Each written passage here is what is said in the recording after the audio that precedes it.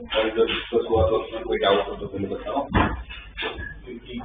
Hyperbola की recipe में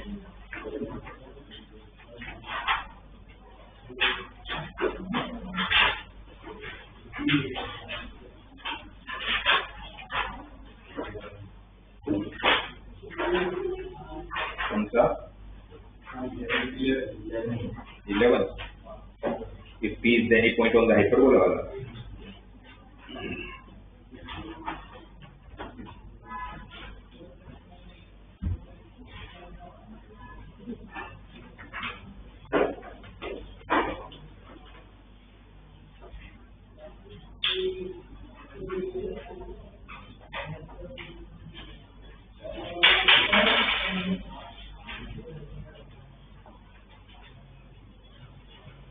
काम करते 11 से बोले कि P is any point on the hyperbola तो XP था इक्वल XP था इक्वल मतलब क्या दिया हुआ A equal to B right A equal to B मतलब एक्सेंट्रिसिटी कितना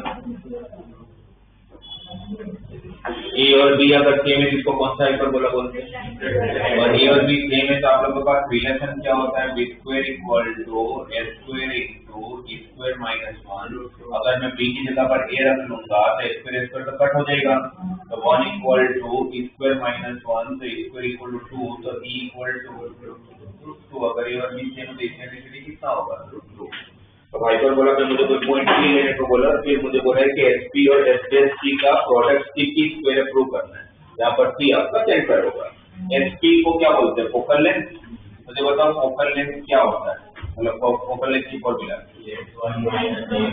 क्या होता है AX1 EX1 माइनस अच्छा E कितना है √2 तो √2x1 माइनस A और x dash p AX1 plus है अगर मैं इन दोनों का प्रोडक्ट कर लूं SP into x dash p का तो क्या होगा A plus A minus p वाली आइडेंटिटी क्या हो जाएगा S square minus B square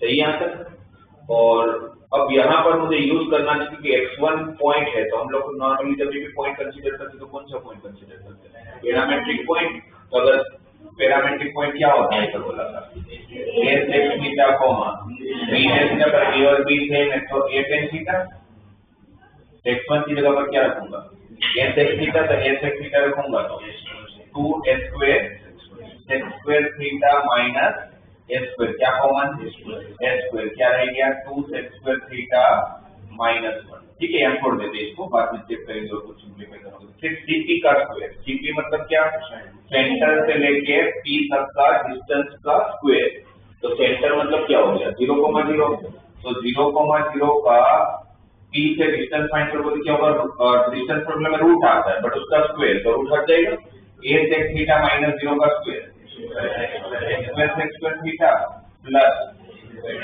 s square tan square theta यहाँ पर सब कुछ सेक में तो इसको भी सेक में कन्वर्ट कर लेते हैं सेक में कन्वर्ट करो पहले डिनोमिनेटर में क्या होगा a स्क्वायर क्या रहेगा प्लस tan स्क्वायर थीटा क्या होता है sec स्क्वायर थीटा माइनस 1 वही sec square theta plus sec square theta देखो दोनों सेम आ गए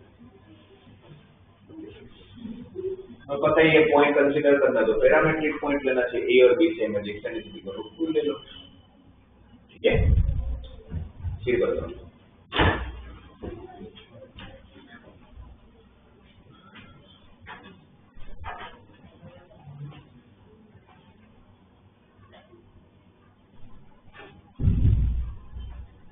कोई और हो गए थे बाकी सारे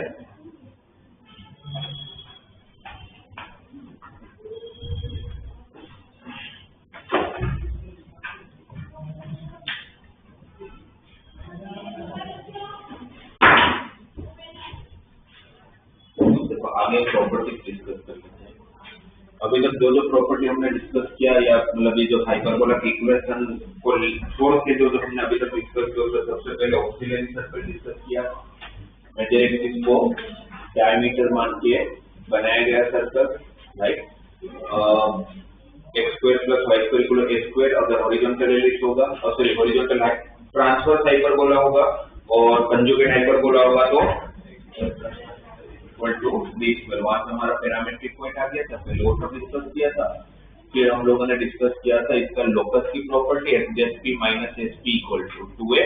अगर ट्रांसफर द कंजुगेट है SP minus SP equal to 2b, right.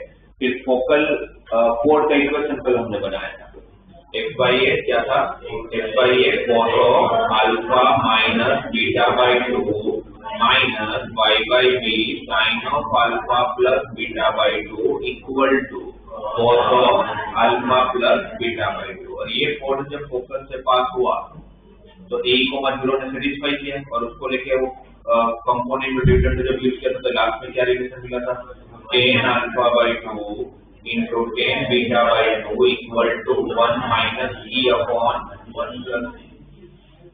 1 minus e था, e minus e ना, क्योंकि e minus 1 होता है एलिप्स, ठीक है। और क्या किया था, हाँ फिर ये बात किया था एसपी और एसपी का harmonic mean semi electric sector देता है, पैराबोला का टाइम से चल ही रहा है। तो ये सब शायद डिस्कस हुआ था कल के क्लास में, और कुछ हुआ था डिस्कस पॉइंट। हाँ आउटसाइड इनसाइड का उल्टा होता है बाकी सबसे, इसमें लेस देन 0 आया तो आउटसाइड, ग्रेटर देन 0 आया तो इनसाइड, और इक्वल टू 0 आया तो हम का कर्व हो गया, ठीक है। अब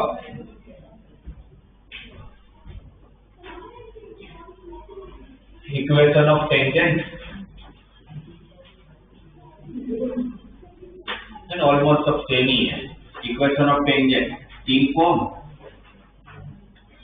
सबसे पहला पॉइंट फॉर्म x1, y1 से बनाया गया टेंजेंट का इक्वेशन, x1, y1 से बनाया गया टेंजेंट का इक्वेशन क्या लिखूंगा, x1 by स्क्वायर कंजुगेट होगा तो equal to minus parametric form, parametric form x1 की जगह पर a x की जगह a पर कैंसिल तो x by a, y1 की जगह पर b tan theta a sec theta b tan theta, तो y1 की जगह पर b tan थीटा रखो तो b भी कैंसिल, तो y by b tan theta equal to 1। यही कंजुगेट हाइपरबोला होगा तो ये -1 नहीं, पर ये भी तो बदलता है, ये क्या हो जाता है a tan थीटा और ये b sec थीटा, वो फिर ध्यान रखना पड़ेगा। स्लोप को वैसे तो चांसेस मैक्सिमम ये है कि ट्रांसफर पूछा जाएगा, बट अगर कंजुगेट पूछा जाएगा तो फर्क नहीं पड़ना चाहिए, आना चाहिए। स्लोप को अगर y equal to mx plus t को, y equal to mx plus t को अगर x square by x square minus y square by b square equal to 1 का टेंजेंट बनना है, तो y को जब मैं mx प्लस t रखूंगा तो मुझे जो क्वाड्रेटिक इक्वेशन मिलेगा उसका डिस्क्रिमिनेंट को क्या होना पड़ता होगा, 0, क्योंकि एक ही सॉल्यूशन होगा। और जब उसका डिस्क्रिमिनेंट को 0 पुट करोगे, एलिप्स का याद है, एलिप्स का slope form tangent root of square square plus इसका माइनस, तो प्लस माइनस का difference y equal to mx plus minus root of a square m square minus b square, right. और अगर कोई कुछ भी नहीं मुझे डिराइव ही चाहिए तो फिर मैंने जो बताया क्या करेंगे, y को यहाँ पर mx प्लस t रखेंगे, एक क्वाड्रेटिक इक्वेशन बनेगा और उसका डिस्क्रिमिनेंट को c की कर दीजिए। पॉइंट ऑफ कांटेक्ट एलिप्स का बताओ, प्लस और minus a square m by c comma minus plus b square by, ये किसका है, एलिप्स का है, ये किसका है, सर्कल में से क्या फर्क था, यहाँ पर भी a था, दोनों a और a, किसकी बात करो, सर्कल में, और सर्कल में इसमें क्या फर्क पड़ा, एक a तो दूसरा b है, क्योंकि मेजर एक्सिस और माइनर एक्सिस का लेंथ अलग अलग होता है। अब अगर हाइपरबोला की बात करो तो हाइपरबोला रेडियस में से क्या फर्क है, प्लस और माइनस का, जो y कोऑर्डिनेट प्लस और वही y कोऑर्डिनेट माइनस, तो साइन इंटरचेंज होगा किसका, y का, तो जो माइनस था वो प्लस हो जाएगा, जो प्लस था वो माइनस। इसका मतलब एलिप्स में क्या था, x प्लस लोगे तो y माइनस लेना पड़ेगा, और x माइनस लोगे तो y प्लस लेना पड़ेगा। कब की बात कर रहा हूँ, एलिप्स। हाइपरबोला में दोनों प्लस या तो दोनों माइनस, ठीक है, अगर ए से ध्यान है तो बाकी सब उसी से बनते जाते हैं। 3 फॉर्म होते हैं, तीनों फॉर्म हो गए, पॉइंट ऑफ कांटेक्ट भी हो गया, राइट। फिर वो 3 कंसेप्ट जो सब में से हैं, कौन कौन से? पहले पेयर ऑफ टेंजेंट्स, बाइसेक्टेड कोड ही आएगा, but pair of tangents SS1 equal to T square, कोड ऑफ कांटेक्ट टी क्या है? नहीं बराबर है, टी 0 पर टी क्या है? टेंजेंट का पॉइंट फॉर्म। थर्ड बाइसेक्टेड कोड at given point x1, y1, तो वो कितना होता है?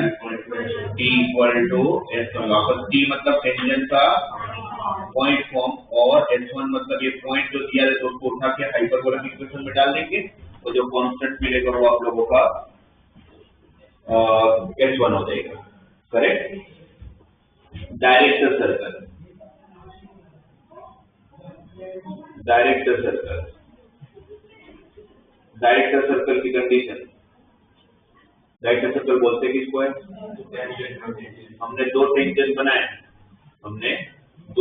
बनाए, अब दोनों टेंजेंट इस तरफ भी बना सकते, इस तरफ बना सकते हो, आपकी इच्छा। तो अगर ये कितना डिग्री बनना चाहिए? 90, उसकी कंडीशन बनानी है, तो कंडीशन कैसे बनाऊंगा? टेंजेंट की इक्वेशन तो ऑलरेडी है मेरे पास, y equal to mx plus minus root of s square m square minus b square. अगर डायरेक्टर सर्कल कोई पूछे कि कंडीशन क्या होगी तो क्या बोलेंगे? m1m2 equal to -1, m1m2 equal to, ये mx को तरफ ले जाते हैं, दोनों तरफ स्क्वायर कर लेते हैं, तो y माइनस mx का whole square is equal to s square m square minus b square, इसका square y square minus 2m/x plus m square x square equal to s square m square minus b square. सबको साथ में लोगों तो इस पर इससे क्या कॉमन? m स्क्वायर क्या रहेगा? Minus 2m/x plus y square plus b square equal to 0, correct. इसके दो रूट्स, इसका स्लोप m1, इसका स्लोप m2, और what is product of roots? d कौन है? y square plus b square, a कौन है? x square minus a square, और m1 m2 आना किसके इक्वल है? -1, m1 m2 किसके इक्वल आना है? इसको अगर क्रॉस मल्टीप्लाई कर लिया जाए तो y square plus b square equal to minus x square plus a square, ये माइनस स्क्वायर को सब शिफ्ट कर लो, तो x square plus y square equal to a square minus b square. लिख कर याद कराओ,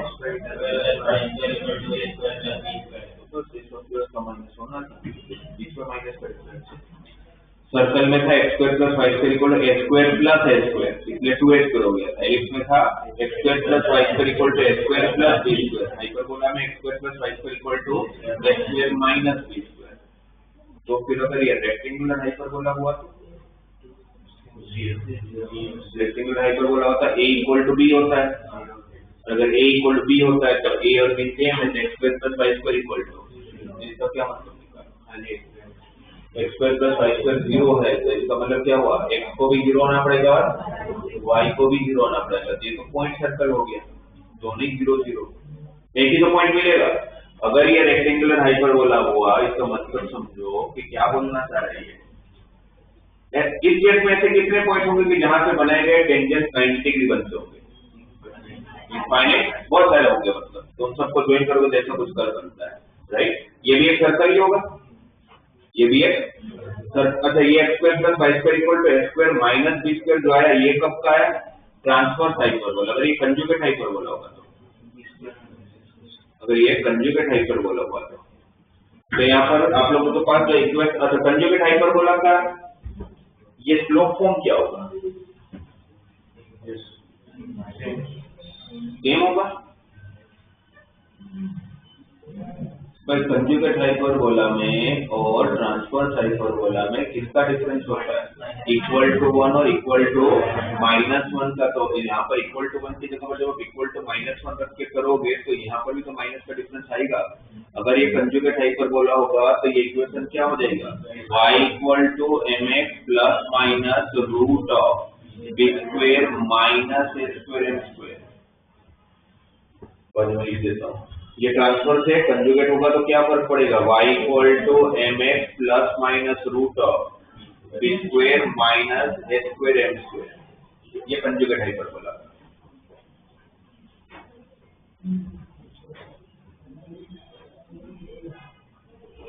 और कंजुगेट हाइपरबोला के पॉइंट ऑफ कांटेक्ट में भी क्या हो जाएगा, प्लस माइनस और ये माइनस प्लस हो जाएगा। प्लस माइनस का डिफरेंस आना है ना, इक्वल टू 1 की जगह पर इक्वल टू -1 है तो करेक्ट। अभी ट्रांसवर्स हाइपरबोला क्या है आपके पास, x square by a square minus y square by b square equal to 1। अब कंजुगेट हाइपरबोला में क्या है, यहाँ पर इक्वल टू, अगर वो माइनस हटा भी लेता हूं तो यहाँ माइनस हो जाएगा और यहाँ पर इसका ये हुआ ना कि x और y की साइन जो बदल जाएगी, x जो प्लस था वही x अब माइनस हो जाएगा, राइट। इसका मतलब कि आप या तो यहाँ माइनस प्लस कर लो, ये किसका लिखा है मैंने अभी, ट्रांसवर्स का। कंजुगेट का लिखूंगा तो क्या लिखना पड़ेगा मुझे, या तो यहाँ माइनस प्लस कर लो या तो यहाँ माइनस प्लस कर लो, कोई एक जगह साइन चेंज कर लो। तो क्या हो जाएगा, plus minus a square m by c comma minus plus b square by c point of contact. तो अब अगर इसका डायरेक्टर सर्कल फाइंड करना है, इसको कोई फर्क नहीं पड़ेगा, ये सबसे मिलेगा। डायरेक्टर सर्कल फाइंड करना है तो आपका इक्वेशन यहाँ पर क्या था, b square minus a square m square, a square m square minus b square की जगह पर b square minus a square m square. तो ये माइनस b स्क्वायर का कंजुगेट हाइपरबोला में y equal to mx plus minus root of b square minus a square m square है, y minus mx का square is equal to b square minus a square m square है। Square करूंगा तो y square minus 2m by a plus m square x square plus a square m square minus b square equal to 0 है। इन दोनों में से m square common निकला तो अंदर बचा x square plus a square minus 2m by x हो गया, और यहाँ पर बचा y square minus b square equal to 0। इसके दो रूट्स m1 और m2 हुए तो m1 m2 equal to c by a ना, और वो m1 m2 किसके इक्वल -1। तो इसको अगर क्रॉस मल्टीप्लाई करोगे तो क्या आएगा, y square minus b square equal to minus x square minus a square minus a square उस तरफ जाएगा तो x square plus y square equal to plus b square a square minus b square का क्या होना था, b square के सामने इक्वल टू 1 की जगह पर इक्वल टू -1 है। तो इट मीन कि आपका डायरेक्टर सर्कल हर बार पॉसिबल नहीं होगा, जैसे अभी तक ऐसा कभी नहीं होता था। अभी तक आप लोगों का इक्वेशन ऑफ सर्कल के अंदर अगर आप डायरेक्टर सर्कल फाइंड करना होगा तो हमेशा मिलना है, क्योंकि x square plus y square equal क्या होता था, 2a square, a square plus a square, ellipse में हमेशा मिलना था क्योंकि x square plus y square equal to a square plus b square. पर अगर आप सोचो कि ट्रांसवर्स हाइपरबोला है और ट्रांसवर्स हाइपरबोला में a की वैल्यू b से बड़ी है तब तक तो ठीक है, पर अगर a की वैल्यू b से छोटी हो गई, क्योंकि ट्रांसवर्स हाइपरबोला में पॉसिबल है क्योंकि वहां से ऐसा थोड़ी होता है a को b से बड़ा होने, तो एलिप्स में होता है। तो यहाँ पर अगर a कभी अगर b से छोटा हो गया तो x square plus y square negative में चला जाएगा, किसी दो स्क्वायर का एडिशन नेगेटिव कैसे हो सकता है, इसका क्या मतलब होगा। तो उस केस में ऐसा कोई पॉइंट एग्जिस्ट ही नहीं करता होगा कि जहां से बनाए गए टेंजेंट 90 डिग्री बना दे, जहां से बनाए गए, जब यही इक्वेशन ही नहीं बनता इसका मतलब क्या है कि मेरे पास डायरेक्टर सर्कल एग्जिस्ट ही नहीं करेगा। कब एग्जिस्ट नहीं करेगा, a जब लेस देन b होगा। इसका मतलब डायरेक्टर सर्कल तभी बनेगा ट्रांसवर्स हाइपरबोला में जब a ग्रेटर देन b होगा। कंजुगेट हाइपरबोला में डायरेक्टर सर्कल तभी बनेगा जब b ग्रेटर देन a होगा, हर बार नहीं बनने वाला है। और अगर रेक्टेंगुलर हाइपरबोला की बात करें, फिर वो रेक्टेंगुलर हाइपरबोला होगा तो फिर तो ट्रांसवर्स कंजुगेट से कुछ बचता ही नहीं है, क्योंकि a इक्वल टू, तो a इक्वल टू b, इसमें पुट करूंगा तो भी x square plus y square 0 आएगा और इसमें पुट करूंगा तो भी x square plus y square. तो मुझे बताओ x square plus y square 0 होने के लिए क्या कंडीशन बनेगी, x को भी 0 होना पड़ेगा और इसको छोड़कर कोई कंडीशन है। इसका मतलब क्या हुआ कि भाई मेरे पास अकेला लौटा 0,0 ही एक ऐसा पॉइंट है कि जहां से मैं टेंजेंट बनाऊंगा तो 90 डिग्री बनेगा और कोई पॉइंट एग्जिस्ट ही नहीं करता हो। बाकी सब में बहुत सारे पॉइंट हो सकते हैं, बट यहाँ पर सिर्फ एक पॉइंट सर्कल बनेगा, वो भी कौन, सेंटर। 0,0 याद मत रखना, कल उठ इसको शिफ्ट कर देंगे, कल उठ के अगर इसको शिफ्ट कर देंगे तो फिर 0,0 नहीं रहेगा। तब का रेक्टेंगुलर हाइपरबोला का डायरेक्टर सर्कल कौन है, सेंटर।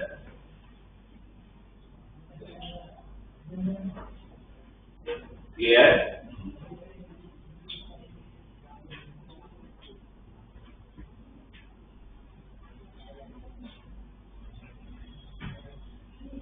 फिर intersecting point,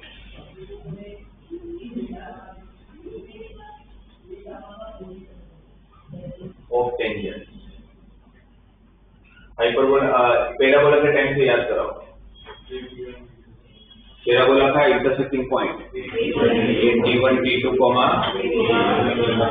E of T1 plus T2 ellipse में A cos of alpha plus beta by 2 upon cos of alpha minus beta by 2 और B sin of alpha plus beta by 2 upon cos of alpha minus beta। जैसा नहीं कि sign आ जाएगा, वो सामने cos of, वो इसको कैसे याद करने को बोला था मैंने आपको, इजीली याद करने का तरीका भी बताया था मैंने, कैसे ध्यान रखिए। कोड का इक्वेशन याद किया हुआ है मैंने, अगर कोड का इक्वेशन याद है तो वो इजीली याद हो जाएगा। ये कोड का इक्वेशन है, बस ये इस तरफ cos of alpha minus beta by 2, उसको उस तरफ ले जाओ तो डिवाइड में जाएगा।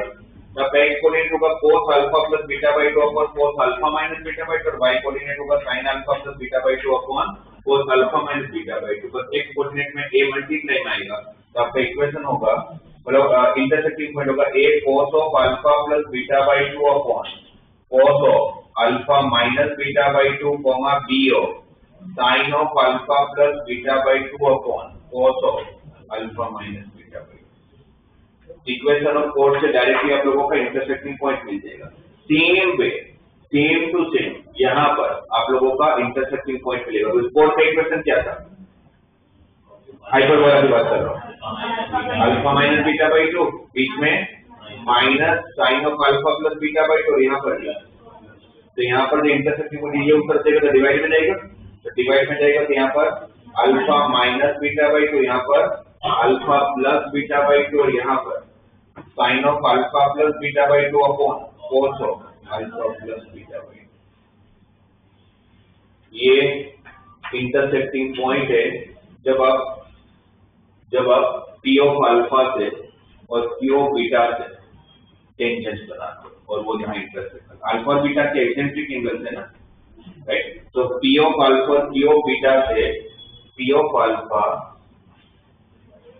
मैंने यहाँ से टेंजेंट बनाया, यहाँ से टेंजेंट बनाया, इन दोनों ने इंटरसेक्ट किया, ये P ऑफ अल्फा। अच्छा, जब मैं P ऑफ अल्फा बोलता हूँ तो उसको क्या मतलब निकालोगे, A sec alpha comma B tan alpha, और इसको क्या निकालोगे, A sec beta comma B tan beta, तो उसका जो इंटरसेक्टिंग पॉइंट आएगा वही है, ठीक है।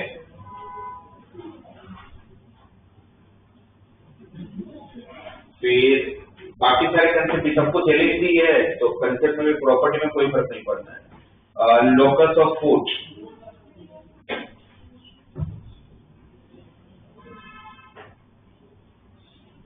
लोकस ऑफ फुट के पहले फोकल लेंथ को अगर मैं डायमीटर मान के अगर सर्कल ड्रॉ करता हूं तो सारे एलिप्स का बताओ, तो सारे सर्कल किसको जाके टच करते हैं, एलिप्स के अंदर पैराबोला के टाइप से बताओ।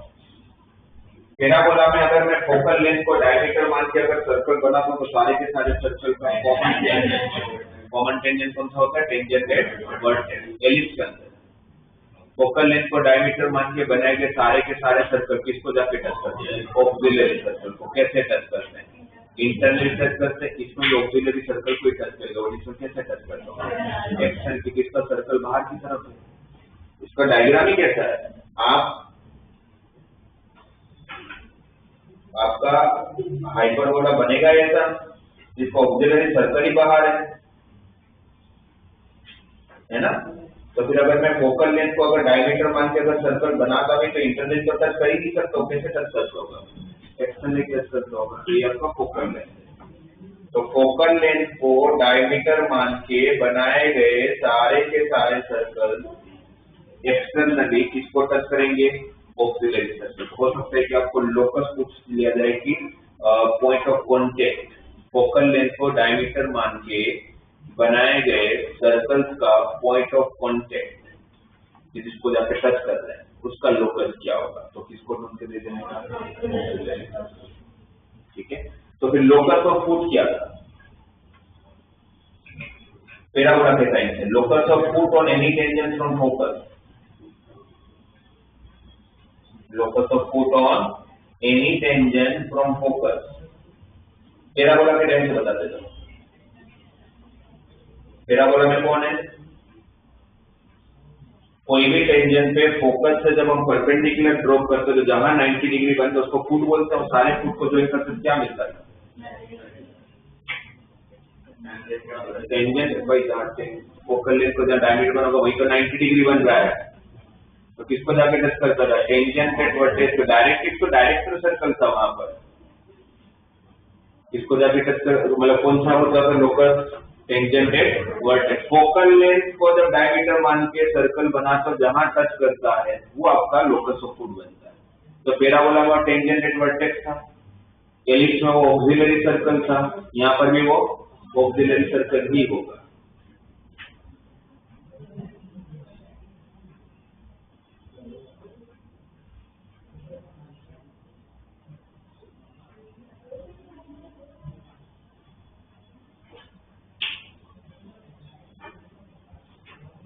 वेरी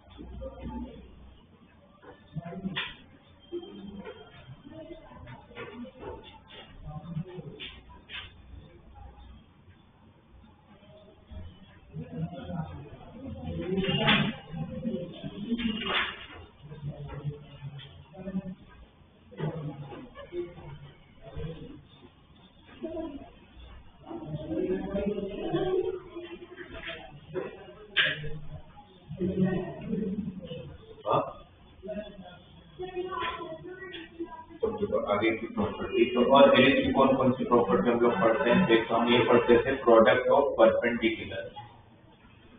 क्या होता था? Product of perpendicular length on any tangent from focus.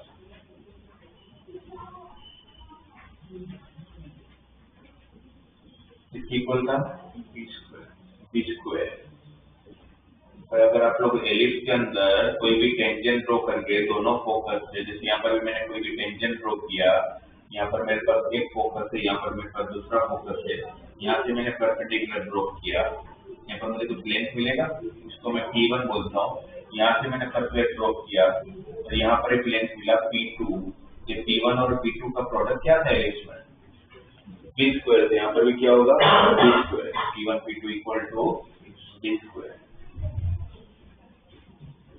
फिर और कौन सी कॉमन प्रॉपर्टी होगी?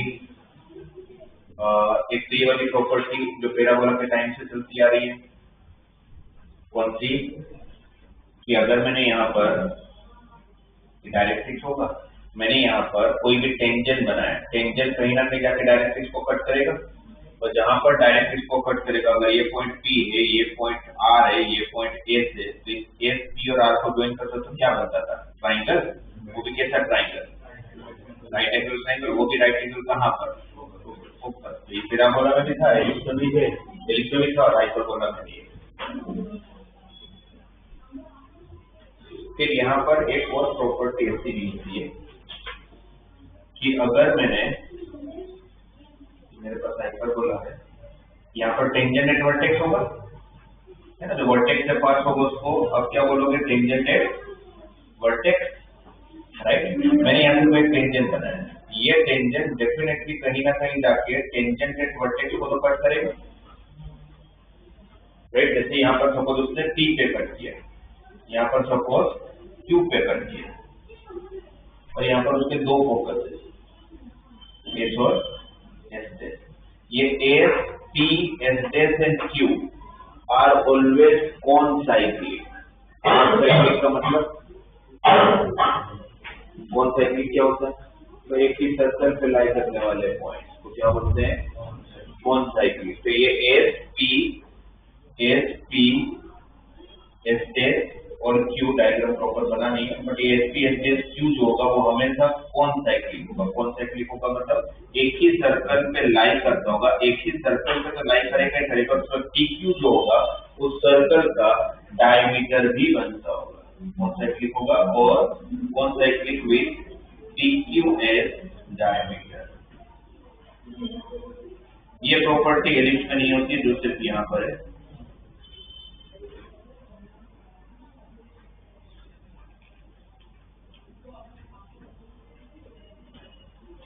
ये टेंजेंट का जो सारे करते हैं, नॉर्मल। टेंजेंट के बाद आएगा नॉर्मल।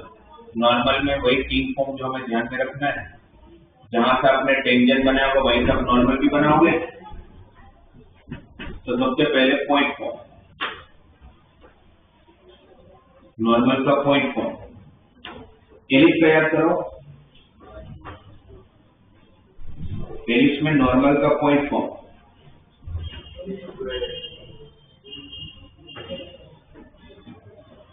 x1, y1 से बनाया गया। यहाँ से अगर मैंने टेंजेंट बनाया तो मैं वहां से नॉर्मल भी बना पाऊंगा। Normal is a line which is perpendicular with tangent and passing through same point of contact. Suppose this coordinate is x1, y1। x1, y1 से पास होने वाला नॉर्मल का इक्वेशन एलिप्स में क्या था? एलिप्स का क्या था? ये नहीं है। एलिप्स का था s² x/s1 minus b² y/y1 is equal to. अब सपोज हम भूल भी गए, तो अगर तुझे बनाना होगा तो बन तो जाएगा ही, राइट। कैसे बनाऊंगा? कौन से पॉइंट से पास हो रहा है?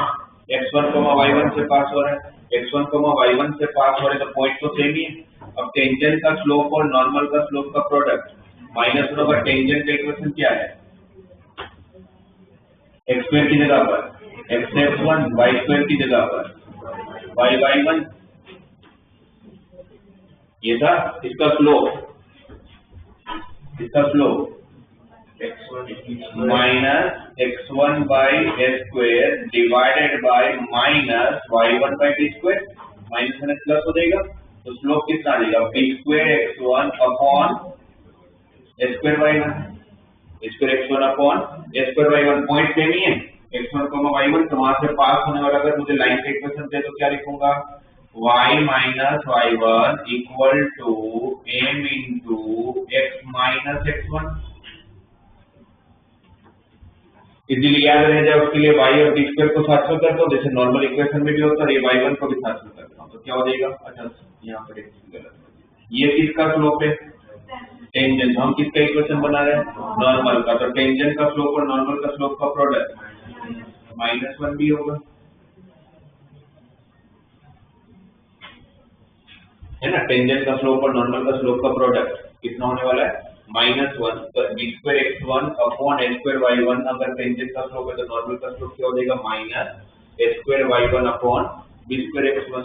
अब ये b स्क्वायर को क्रॉस मल्टीप्लाई करता हूँ, y1 इस तरफ आएगा तो डिवाइड में आ जाएगा,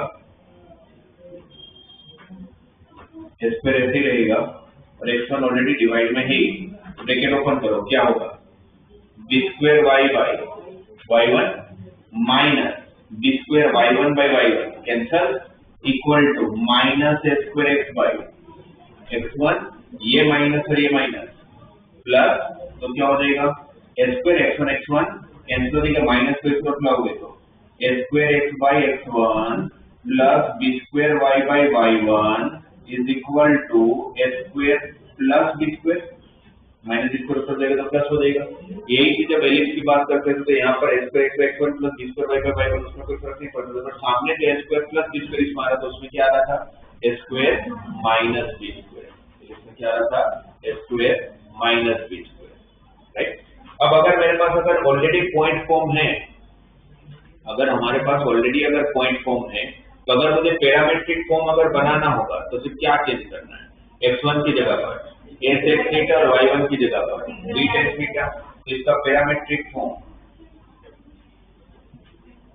मतलब अगर आप ये याद करते हो तो आपका टाइम थोड़ा बच जाता है, नहीं करते हो तो फिर डिराइव करना पड़ेगा आप लोगों को।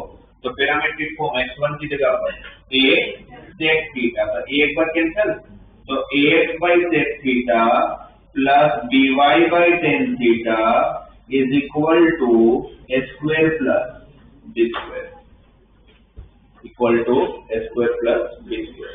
ये दोनों फॉर्म एक बार नहीं भी याद करोगे तो चलेगा, बट स्लोप फॉर्म तो करना ही पड़ेगा क्योंकि वो डिराइव करने का टाइम नहीं होगा आपके पास, राइट। तो स्लोप एलिप्स का याद करो, क्योंकि एलिप्स का इसलिए क्योंकि एलिप्स का याद है तो हाइपरबोला को ऑलरेडी याद है ही आप लोगों को, साइन तो बदलना है। Slope form y equal to mx plus minus होगा, सिर्फ माइनस नहीं, अगर मैंने सिर्फ माइनस लिखा है तो प्लस माइनस कर लीजिए, दो टेंजेंट बनेंगे तो दो नॉर्मल भी बनते हैं, प्लस माइनस कर लीजिए, y equal to mx plus minus m into x square minus b square upon root of a square plus square square, ये एलिप्स का है, राइट। तो अगर नॉर्मल का अगर फाइंड करना है तो पहले तो जो a square minus b square उसके ऊपर आएगा a square plus b square, पहला चीज a square minus b square का a square plus b square. Hyperbola का नॉर्मल टेंजेंट का इक्वेशन क्या है, y equal to mx plus minus root of a square m square minus b square. अभी ये जो m है वो किसका स्लोप है टेंजेंट का, अगर वही नॉर्मल में कन्वर्ट करोगे तो m क्या बन जाएगा -1 पे m रखोगे यहाँ पर तो 1 by m स्क्वायर आएगा, तो सामने मल्टीप्लाई करो तो b स्क्वायर के साथ आ जाएगा m स्क्वायर, फिर वही m स्क्वायर रूट के बाहर निकल के ऊपर से लगे तो m हो गया, मतलब हाइपरबोला का एक प्लस माइनस का प्लस हो जाएगा एलिप्स की जगह पर, और यहाँ पर ये जो a square plus b square m square है उसकी जगह पर क्या आएगा a square minus b square m square, a square minus b square m square, ठीक है। और इसी को देख के मुझे हमें ये पता चलता है कि अगर कोई पूछे कि कोई भी पॉइंट का मैक्सिमम कितने नॉर्मल बना पाओगे तो क्या बोलोगे, कैसे पता चलता है कोई भी पॉइंट से कितने नॉर्मल बना पाओगे,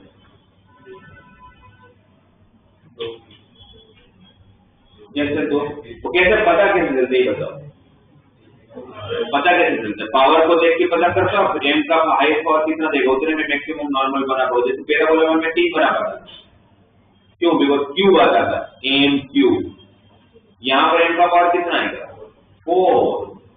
भाई एम एक्स उस तरफ जाएगा, तो रूट हटाने के लिए आप स्क्वायर करोगे तो y माइनस एम एक्स का स्क्वायर में ऑलरेडी एम स्क्वायर आएगा, और ये भी तो क्रॉस मल्टीप्लाई होगा, यहाँ पर ऑलरेडी एम स्क्वायर है। एम का पावर कहाँ तक जाएगा? 4 तक। तो एलिप्स और हाइपरबोला दोनों पे आप कोई भी पॉइंट से मैक्सिमम कितने नॉर्मल बना पाओगे? 4।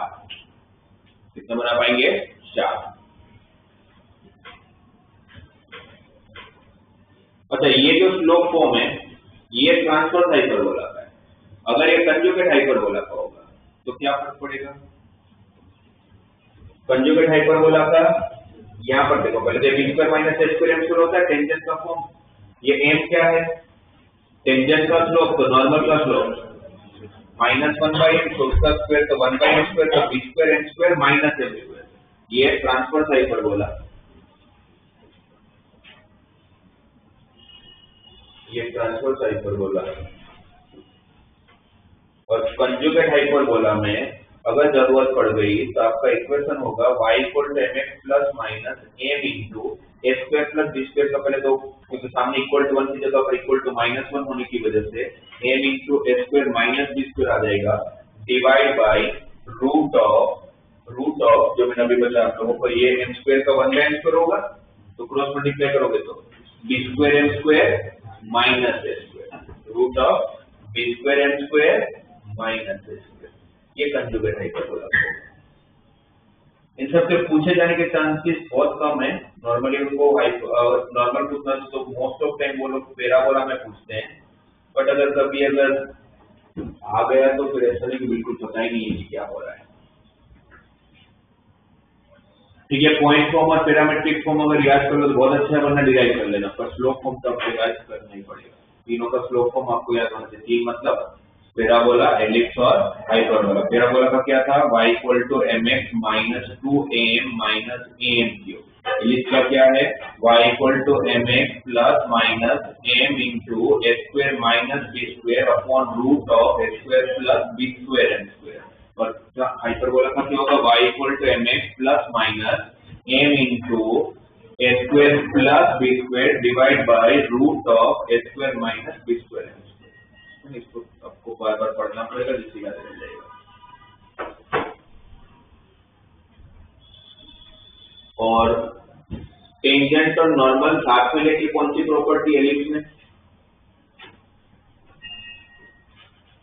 और रिफ्लेक्शन प्रॉपर्टी है ना, क्या था रिफ्लेक्शन प्रॉपर्टी?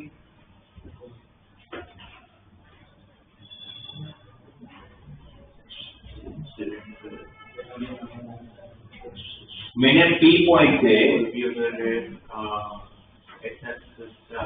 पहले तो मुझे रिफ्लेक्शन प्रॉपर्टी के पहले एक चीज बताओ। मैं एलिप्स पे कोई पॉइंट लेता हूँ, पॉइंट P, मैं उसको दोनों फोकस से ज्वाइन करता हूँ तो मुझे ट्राइंगल बनेगा SPSS। उस SPSS का P पॉइंट से पास होने वाले मुझे एंगल बाइसेक्टर चाहिए, तो कौन बनते हैं? P पॉइंट से ड्रॉ किए हुए टेंजेंट एंड नॉर्मल। वो सेम यहाँ पर भी होगा, वही टेंजेंट और नॉर्मल बाइसेक्टर होते तो उसके लिए हमें क्या पता चल जाता है? एक फोकस से निकला हुआ इंसिडेंट रे जब इलेक्ट्रिकल मिरर पे टकराएगा तो टकराने के बाद जो रिफ्लेक्ट होगा तो कहाँ से पास होगा? दूसरे फोकस से। वो एग्जैक्टली सेम प्रॉपर्टी यहाँ पर भी है। यहाँ पर भी आपकी रिफ्लेक्शन प्रॉपर्टी को पूछे क्या होता है, तो ये हमारे पास हाइपरबोला, यहाँ पर हमारे पास पॉइंट P, यहाँ पर हमारे पास एक फोकस, इसको मैंने ज्वाइन किया दूसरे फोकस से, तो ये एस जो ट्राइंगल बना उसका ये जो बनेगा ये नॉर्मल होगा और यहाँ से हमने टेंजेंट बनाया होगा। इस P पॉइंट से हम लोग क्या करेंगे? एक टेंजेंट बनाएंगे और उसी P पॉइंट से हमारे पास एक नॉर्मल भी होता होगा। और हमें पता है कि कोई भी पॉइंट से, पॉइंट मतलब इनडायरेक्टली दो लाइन का इंटरसेक्टिंग पॉइंट हो गया ना वो, तो कोई भी दो लाइन के बीच में कितने एंगल बाइसेक्टर होते हैं? दो, क्योंकि एंगल कितने बनते हैं? दो। तो दो एंगल बन रहे हैं तो दो एंगल बाइसेक्टर होंगे, एक इंटरनल और एक एक्सटर्नल। तो यहाँ से अगर आप लोगों का ये एक्सटर्नल एंगल बाइसेक्टर, तो यहाँ से वो इंटरनल, और वो इस केस में क्या बनता है? एक टेंजेंट, क्योंकि यहाँ पर अगर आप इसको एक्सटेंड करते हो, इसको SP से जो लाइन पास हुआ और SP से जो लाइन पास हुआ, एक इंटरनल एंगल बाइसेक्टर और एक एक्सटर्नल एंगल बाइसेक्टर होगा, तो जो टेंजेंट होगा वो एक बाइसेक्टर होगा, तो दूसरा बाइसेक्टर कौन होगा? ये क्यों बोल सकता हूँ कि अगर एक एंगल बाइसेक्टर टेंजेंट होगा तो दूसरा एंगल बाइसेक्टर नॉर्मल ही होगा, क्योंकि angle bisectors are always perpendicular. तो टेंजेंट से 90 बनाता कौन है? तो फिर यहाँ पर ये क्या प्रॉपर्टी होगी? Reflection property. एक फोकस से निकलता हुआ इंसिडेंट रे अगर हाइपरबोलिक मिरर पे टकराया तो टकराने के बाद वो रिफ्लेक्ट होकर कहां से पास होगा? दूसरे फोकस से। अगर ये मेरा इंसिडेंट रे है तो ये मेरा रिफ्लेक्टेड रे है, ठीक है। और normal and tangent R angle bisectors of SP and SS, ठीक है।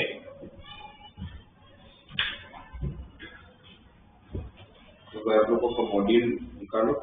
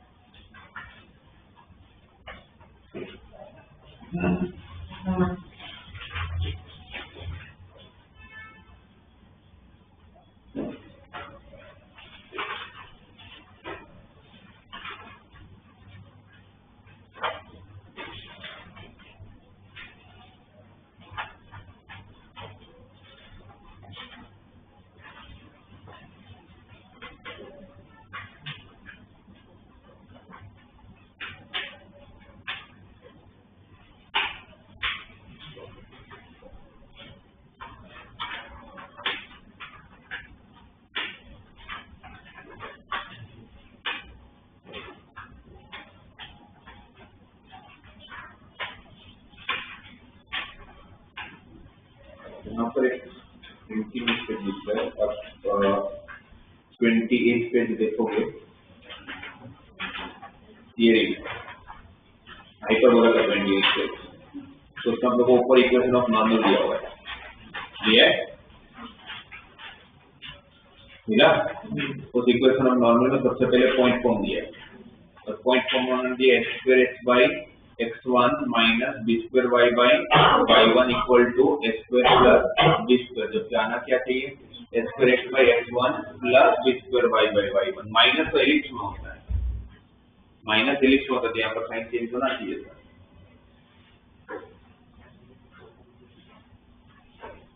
फिर नीचे उन्होंने सही कर दिया है, नीचे पैरामीट्रिक फॉर्म में आप देखो तो ax cos phi का 1/sec क्या हो जाएगा? cos, और 1/tan क्या हो जाएगा? cot, वो बराबर है।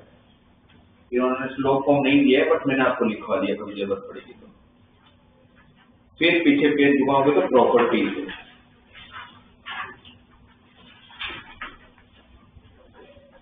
तो उसमें आप लोगों को देखोगे तो फर्स्ट प्रॉपर्टी जहां पर खत्म हो रही है वहां पर वो जो बोल्ड करके दिया, the tangent and normal at any point of the hyperbola bisect the angle between the focal radii. Radii मतलब जब उसको ज्वाइन करते हैं तो उसको फोकल, इसे SP और SSP को आप क्या बोल सकते हो? फोकल लेंथ या तो फोकल डिस्टेंस को फोकल रेडियस भी बोलते हैं, फोकल रेडियस। और कभी रेडियस वेक्टर सुनते हो ना आप लोग, रेडियस वेक्टर कभी कोऑर्डिनेट ज्योमेट्री में कोई भी कर्व का, तो रेडियस वेक्टर का मतलब इनडायरेक्टली ये होता है कि उस कर्व का कोई भी पॉइंट का ओरिजिन को जब ज्वाइन करते हो, ये तो पैराबोला की हाइपरबोला की भी बात नहीं कर रहा हूँ, कहीं पर भी सपोज कोई भी कर्व है और अगर आप लोगों को रेडियस वेक्टर नाम का चीज सुनाई देते तो यहाँ पर जो पॉइंट P होगा उसको जब ओरिजिन के साथ ज्वाइन किया जाता है बाय डिफॉल्ट, क्योंकि दूसरा जब पॉइंट P होगा तो कहाँ से ज्वाइन करोगे, ओरिजिन से ज्वाइन करोगे, तो इसी को बोलते हैं रेडियस वेक्टर। क्या बोलते हैं? Radius vector, right. और फोकल लेंथ का और एक भी नाम होता है फोकल रेडाई, जो उन्होंने बोला हुआ है। तो बोला है जो हम लोग डिस्कस करते थे, tangent and normal at any point of hyperbola bisect the angle between the focal radii. और उसी का सेकंड पार्ट में आगे दिया हुआ है कि भाई एक फोकस आया हुआ इनकमिंग लाइट से P पॉइंट पे टकराने के बाद जब रिफ्लेक्ट होगा तो कहां से पास होगा? एक फोकस से आया हुआ इंसिडेंट रे जब हाइपरबोलिक मिरर पे टकराएगा और टकराने के बाद जब रिफ्लेक्ट होगा तो कहां से पास होगा? दूसरे फोकस से। वो सेकंड प्रॉपर्टी में दिया हुआ है। Third property, locus of heat of the particle drawn from focus on the hyperbola upon any tangent is its auxiliary circle। थोड़ी देर पहले बात हो चुकी है, locus of heat on any tangent from focus is auxiliary circle and the product of the feet of perpendicular is b square, जो भी लिखा है p1 p2 equal to p square। The portion of the tangent between the point of contact and directrix subtends right angle at the corresponding focus। ये रहा है ना। कोई tangent जब डायरेक्ट्रिक्स को जहां कट करते हो उसको जब ज्वाइन करते हो तो कौन सा ट्रायंगल बनता है? Right angle. और वो भी राइट एंगल कहां बनता है? करस्पॉन्डिंग फोकस, उस तरफ का फोकस लोगे तो वहां बनेगा। फिर the foci of the hyperbola and the points P and Q, the foci means दोनों focus, and the points P and Q in which any tangent meet the tangent at the vertices, meet the tangent at the vertex are कौन सा equilibrium peak के लिए वाला कि कोई भी tangent draw किया, टेंजेंट एट वर्टेक्स को जहां कट करेगा तो एस पी एस डेस और क्यू कैसे होंगे? ऑलवेज कौन सा equilibrium with P Q S dimension. अभी पीछे pair of tangent, code of contact, equation of the four bisected eight given point वो सब डिस्कस हो चुका है। उसके बाद एसिम्प्टोट्स वो एकदम पूरा नया कांसेप्ट है, वो दो से हाइपरबोला में होता है। इसीलिए यहाँ पर एसिम्प्टोट्स सबसे इंपॉर्टेंट पार्ट है, तो दो पैराबोला एलिप्स में नहीं होता, क्योंकि उनको ये सब पूछने के लिए तो पैराबोला एलिप्स भी है ना। इसलिए एसिम्प्टोट्स को फोकस पर करिए, जो बाकी है उसको लिख लो।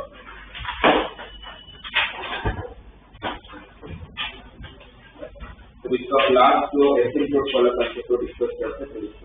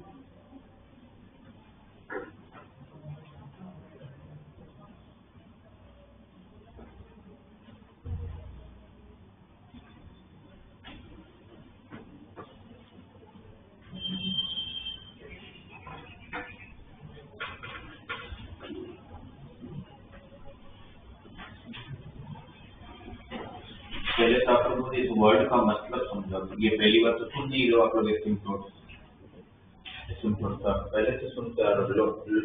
लोगरिथम के टाइम से आपको एसिम्प्टोट्स बताया गया है। लोगरिथम में एसिम्पटोट्स था, फिर ट्रिग्नोमेट्री में एसिम्पटोट्स है। क्या होता है एसिम्पटोट्स? जो लाइन किसको टच नहीं करती, किसको टच नहीं करता, एक्सिस को,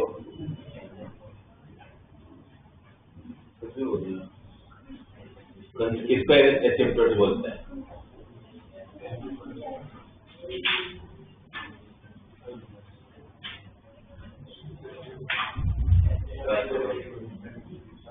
ट्रिग्नोमेट्री में कहाँ एसिम्पटोट्स आता था? किसमें आता था? कितने ग्राफ में आता था बच्चा? हर ग्राफ में आता था। किसमें आता था? टेन थीटा में आता था। टेन थीटा का एसिम्पटोट कौन था? मतलब कौन सी लाइन टेन थीटा का एसिम्पटोट है? वाई एक्सिस टेन थीटा का एसिम्पटोट नहीं था।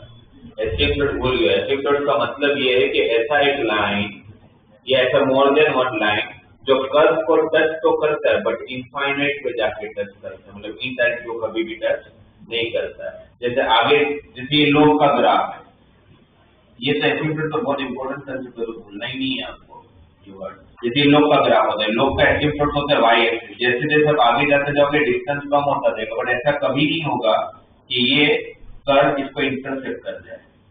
जैसे मैं ऐसे बोल सकते हैं कर्व इसको इनफाइनाइट पे जाके टच करेगा, मतलब कभी भी टच नहीं करेगा। जैसे टेन का ग्राफ था, टेन का ग्राफ ऐसा होता है, टेन थीटा का ग्राफ ऐसा है। ये लाइन होती थी x equal to pi by 2 की, उसको कभी टच नहीं कर सकता। x equal to minus pi by 2 को कभी टच नहीं कर सकता। टेन 90 डिग्री इनफाइनाइट होता है, इनफाइनाइट को कैसे टच कर देगा? तो टेन थीटा होगा तो इसको टच नहीं करेगा, पाई बाई 2 को टच नहीं करेगा, 3 पाई बाई 2 को टच नहीं करेगा, माइनस पाई बाई 2 को टच नहीं करेगा, x equal to minus 3 pi by 2 को टच नहीं करेगा। तो उन सबको क्या बोलते हैं? एसिम्पटोट्स। एसिम्पटोट्स वो लाइन होता है जिनको कर्व इनफाइनाइट पे जाके टच करता है, इनडायरेक्टली वो कभी टच नहीं करता। जहां पर वो अनडिफाइंड हो जाता है वो लाइन एसिम्पटोट्स करता है। तो यहाँ पर हाइपरबोला है,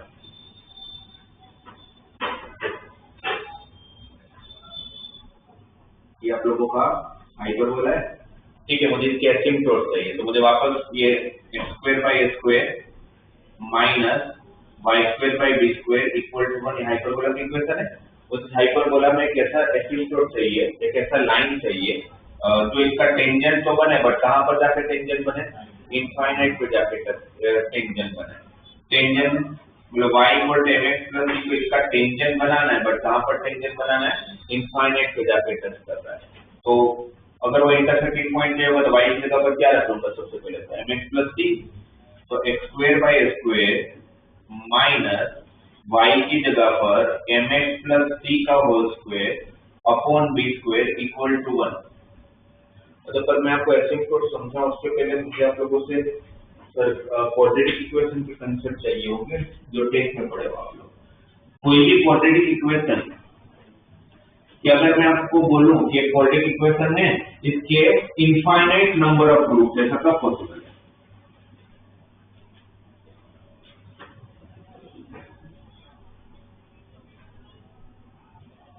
एसिम्पटोट छोड़ो, विद एसिम्पटोट तो बात की बात है, तो क्वाड्रेटिक इक्वेशन ही आप लोग आता है नहीं है। ax square plus bx plus c equal to 0, ये क्वाड्रेटिक इक्वेशन है। मुझे क्वाड्रेटिक इक्वेशन के इनफाइनाइट रूट्स चाहिए, मतलब एक जगह पर मैं कुछ भी रख लूं आंसर 0 आ जाता है। इनफाइनाइट नंबर ऑफ रूट्स का मतलब क्या है? x को कुछ भी रखोगे तो आंसर 0 आ जाएगा। कब पॉसिबल है? d तो इमेजिनरी रूट्स होता है। मैं बोल रहा हूं कि इनफाइनाइट नंबर ऑफ रूट्स, मैं सिंपल सा इनफाइनाइट नंबर ऑफ रूट्स कब हो सकता है? इनफाइनाइट नंबर ऑफ रूट्स किसी भी क्वाड्रेटिक इक्वेशन का कब हो सकता है? कि किसी भी पॉलिनोमियल का कब हो सकता है? इनफाइनाइट नंबर ऑफ रूट्स का मतलब क्या है कि मैं x को कुछ भी रखूं मेरा आंसर हमेशा 0 आता है। ऐसा कब पॉसिबल है? ये सिंपल सा है, कब पॉसिबल है? जब a भी 0 हो, b भी 0 हो, c भी 0, फिर x का कुछ भी रखो, क्या फर्क पड़ता है? इनफाइनाइट नंबर ऑफ रूट्स को बोलते हैं आइडेंटिटी। तो कोई भी पॉलिनोमियल इक्वेशन आइडेंटिटी तब बनेगा जब उनके सारे कोएफिशिएंट ही 0 हो जाए। जब उनके कोएफिशिएंट ही 0 हो जाए तो आप लोगों को कल कैसा पूछ सकते हैं? 2 lambda minus 1 into x square plus mu minus 2 into x plus gamma minus 3 equal to 0 के इनफाइनाइट नंबर ऑफ रूट्स है, then find lambda plus mu plus gamma. अगर इसके इनफाइनाइट नंबर ऑफ रूट्स बोला है या इस इक्वेशन को identity बोला हुआ है, तो तभी पॉसिबल है जब ये भी 0 हो, ये भी 0 हो, ये भी 0, फिर टेक्स्ट को कुछ भी रखो, क्या फर्क पड़ता है? सही है। तो अगर इसको 0 होने के लिए लैम्डा को 1/2 होना पड़ेगा, इसको 0 होने के लिए म्यू को 2 होना पड़ेगा, इसको 0 होने के लिए गामा को 3 होना पड़ेगा, तो 11/2 आपका आंसर हो जाएगा।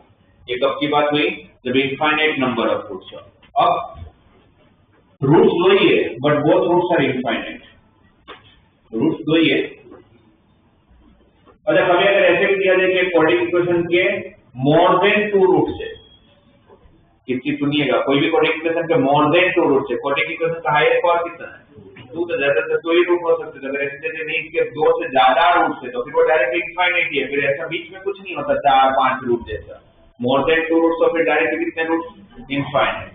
बट सेकंड वाला पार्ट क्या है कि मेरे पास रूट्स दो ही है, बट दोनों इनफाइनाइट है, दोनों रूट्स ही इनफाइनाइट। अगर इसके रूट्स, अगर किसी क्वाड्रेटिक इक्वेशन का रूट्स अल्फा बीटा मान लो, तो अल्फा भी इनफाइनाइट है एंड बीटा भी इनफाइनाइट है। और रूट्स का मतलब क्या होता है?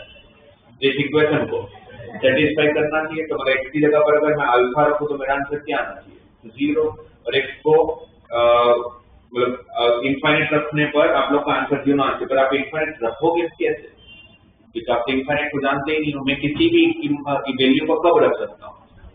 जब मैं जानता हूँ। मैं इनफाइनाइट को ही नहीं जानता, उसमें रखूंगा कैसे? इनफाइनाइट जब आता है, इससे पहले भी हमने काफी बार बात की, इनफाइनाइट आता है तो आप इनफाइनाइट को हमेशा कहाँ ले जाना पड़ेगा? डिवीजन में। क्यों? समथिंग बाय 0 क्या होता है? अनडिफाइंड। इफ समथिंग बाय 0 अगर इनफाइनाइट होता है तो समथिंग बाय इनफाइनाइट क्या होता है? तो इनफाइनाइट हमेशा डिवाइड में आएगा तो ही मैं सोल्व कर पाऊंगा, वरना नहीं कर पाऊंगा। तो अगर मैं उसी कंसेप्ट को लेके चलूं, मुझे पता है कि इसके 2 रूट जो है वो इनफाइनाइट है, तो मैं डायरेक्टली इनफाइनाइट तो नहीं रख सकता। तो मैं काम करता हूँ, इनफाइनाइट को डिवाइड में ले जाने की ट्राई करता हूँ। इनफाइनाइट में डिवाइड में ले जाने के लिए मुझे क्या करना पड़ेगा? पूरी इक्वेशन को मैं x² से डिवाइड कर लेता हूँ। पूरी इक्वेशन को x² से डिवाइड कर लेता हूँ, क्या बचेगा? a plus b/x plus c/x²। अब तो मैं x को इनफाइनाइट कर सकता हूँ, अब तो डिवाइड में अब क्या प्रॉब्लम है?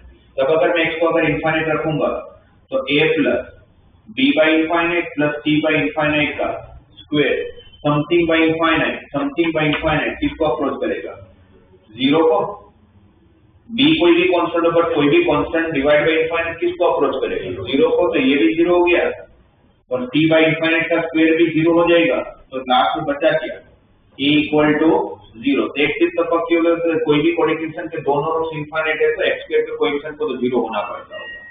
x² के कोएफिशिएंट को 0 होना पड़ेगा। अब x² का कोएफिशिएंट अगर 0 हो गया तो मेरे इक्वेशन में बचा क्या?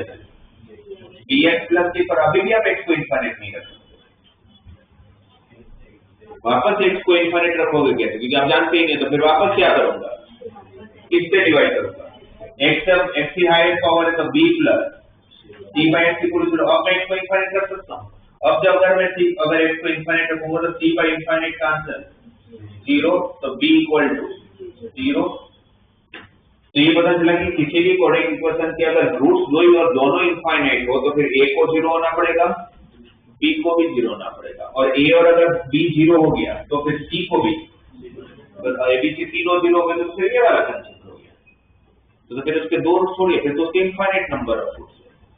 तो इट मींस कि किसी भी क्वाड्रेटिक इक्वेशन के 2 रूट्स हो, 2 ही रूट्स और दोनों इनफाइनाइट तब है तो उसकी कंडीशन क्या बन रही है?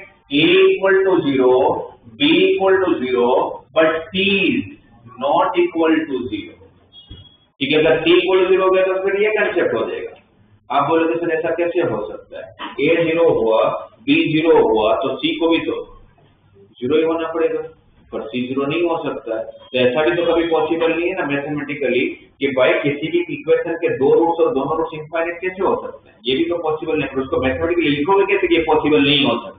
तो उसको लिखने का तरीका ये है कि एक इक्वेशन ऐसा है जिसका a 0 है, b 0 है, बट c 0 नहीं है, बट c 0 नहीं है। ठीक है, 2 कंसेप्ट है। एक इनफाइनाइट नंबर ऑफ रूट्स कब हो सकते हैं किसी भी क्वाड्रेटिक इक्वेशन के, वैसे डिटेल से पढ़ना चाहिए था आपको। ax square plus bx plus c के इनफाइनाइट नंबर ऑफ रूट्स कब हो सकते हैं, जब इनफाइनाइट नंबर ऑफ रूट्स का मतलब क्या हुआ कि x को फिर मैं कुछ भी रख लूं, मेरा आंसर हमेशा 0 ही आना चाहिए। उसकी कोई पूछे कंडीशन क्या होता है तो हम क्या बोलेंगे, a भी 0, b भी 0, c भी 0। इस कंसेप्ट को आइडेंटिटी भी बोलते हैं, ठीक है। फिर वैसे ये वापस मैं आपको एक बार वापस हम लोग इसको डिस्कस करेंगे जब क्वाड्रेटिक इक्वेशन पढ़ाऊंगा आप लोगों को। आप बोलोगे सर वो तो हमें आता है बट वो 10th लेवल पे आता है ना, तो उसका आगे भी पढ़ेंगे अपने। और एक किसी भी क्वाड्रेटिक इक्वेशन का दोनों रूट्स वही है बट दोनों रूट्स इनफाइनाइट को अप्रोच करते हैं, तो उसकी कंडीशन क्या होगी, इनडायरेक्टली ऐसा नहीं हो सकता। इनडायरेक्टली ऐसा नहीं हो सकता, उसको लिखे कैसे, तो उसको जब हमने मैथमेटिकली सोल्व किया तो a को 0 होना पड़ेगा, b को 0 होना पड़ेगा बट c को 0 नहीं होना पड़ेगा। तो फिर इस केस में क्या हो जाएगा, रूट्स 2 है बट दोनों रूट्स किसको अप्रोच कर रहे हैं, इनफाइनाइट को, राइट। अब 2 रूट है बट उसमें एक ही रूट इनफाइनाइट, उसकी क्या कंडीशन लगेगी, 1 root is infinite and 1 root is finite and another root is finite। तो उसकी कंडीशन क्या बनेगी, एक रूट इनफाइनाइट है, एक रूट इनफाइनाइट उसको आप रखोगे कैसे, रख तो सकते नहीं हो, तो वापस पहला कंसेप्ट तो सेम ही चलेगा, क्या एक रूट इनफाइनाइट है ना, एक x1 आप लोगों का इनफाइनाइट है और x2 जो दूसरा रूट है वो कुछ भी नंबर है, k जब फाइनाइट नंबर है, k बिलोंग्स टू r। तो पहला तो रूट रख नहीं सकता x1 को, तो क्या करेंगे, पूरे इक्वेशन को पहले तो x स्क्वायर से डिवाइड कर लेंगे। क्यों डिवाइड करें, कोई पूछे तो क्या बोलोगे, इनफाइनाइट को डिवाइड में लाने के लिए। और फिर अगर मैं इसको इनफाइनाइट रखूंगा तो b by infinite plus c by infinite का स्क्वायर भी इनफाइनाइट, तो b बाई इनफाइनाइट 0 होगा, c बाई इनफाइनाइट भी 0 होगा, तो क्या मिला, a इक्वल टू 0। अब अगर a 0 हो गया तो मेरे इक्वेशन में बचा क्या, bx plus c equal to 0, bx plus c equal to 0। तो दूसरा जो रूट एक है तो क्या डाल सकता हूं, तो क्या प्रॉब्लम है, तो दूसरा रूट किसके इक्वल हो जाएगा, minus c by b, minus c by b, तो क्या 0 नहीं हो सकता, b बाई b डिवाइड में आ रहा है तो 0 कैसे होगा, अगर b 0 हो गया तो कुछ बचेगा ही नहीं, उससे वापस कांस्टेंट ही बच जाएगा। तो दूसरा रूट तो फाइनाइट है और वो फाइनाइट रूट कौन बन रहा है, x equal to minus c by b, तो क्या 0 नहीं हो सकता, b 0 नहीं हो सकता। इसका मतलब कि 1 root is finite and another root is infinite की कंडीशन में पूछे क्या होता है तो मैं क्या बोलूंगा, a equal to 0 but b not equal to 0। तो c के लिए क्या है, c कुछ भी कोई फर्क नहीं पड़ता, c 0 भी हो जाए तो क्या करते हैं, 0 पे समथिंग 0, तो 0 भी क्या फाइनाइट नंबर ही है, right, and c belongs to r। तो ये 3 क्वाड्रेटिक इक्वेशन की कंसेप्ट कहीं पर भी लिख के रख लो, इसको मैं इस वाले कंसेप्ट को यूज कीजिए। एसिड प्लॉट का मतलब क्या है कि मैं एक ऐसा लाइन ढूंढने वाला हूं जिसको कहां जाके टच कर रहा है, इनफाइनाइट को, इक्वल के y equal to mx plus c, और इस हाइपरबोलिक इक्वेशन में मैं 2 रूट्स निकालने वाला हूं, दोनों रूट्स कौन से होंगे, इनफाइनाइट। इस कंसेप्ट की जरूरत पड़ेगी, इसी को तो इनफाइनाइट एसिड प्लॉट बोलेंगे, तो कहां जाके टच करने वाला है, इनफाइनाइट में तो एक लाइन का और हाइपरबोला, तो रूट्स कौन से होंगे, ये अगर इसको इनफाइनाइट पे जाके टच कर रहे हैं तो इनका सॉल्यूशन कौन है, इनफाइनाइट है ना, एक तरफ पे इनफाइनाइट पे टच करेंगे, एक तरफ पे इनफाइनाइट पे टच करेंगे, तो y को जब आप mx प्लस c रख लो तो यहाँ पर एक क्वाड्रेटिक इक्वेशन बनेगा और इस क्वाड्रेटिक इक्वेशन के बोथ रूट्स आर इनफाइनाइट।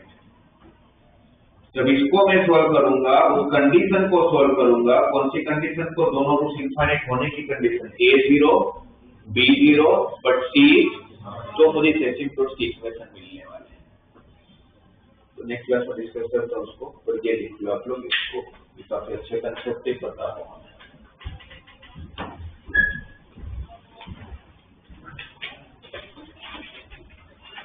तब तक आप लोग